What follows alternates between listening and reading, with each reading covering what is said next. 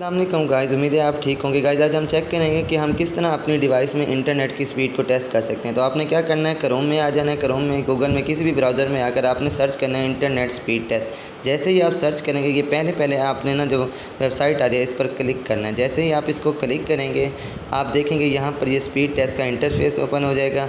यहाँ पर आपने इसको कंटिन्यू ऑन वेब कर देना है। जैसे ही आप इसको गो पर क्लिक करेंगे तो ये आपके इंटरनेट की स्पीड चेक करना शुरू कर देगा।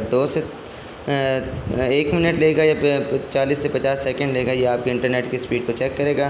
फिर आपको ना ये बता देगा कि आपके कितना इंटरनेट की स्पीड आ रही है डिवाइस की। तो हम देखते हैं कि ये किस तरह मतलब कि रिकॉर्ड कर रहा है, मतलब कितनी स्पीड बनती है इसकी। आप देखें ये हमारे पास जो स्पीड आ रही है वो आ रही है 7.70 Mbps, मतलब MB आ रही है पर सेकंड के हिसाब से। तो देखें ये अभी कर रहा है इसको, उसके बाद ये क्या करेगा, हमें बता देगा कि हमारे डिवाइस में टोटल कितना इंटरनेट। देखें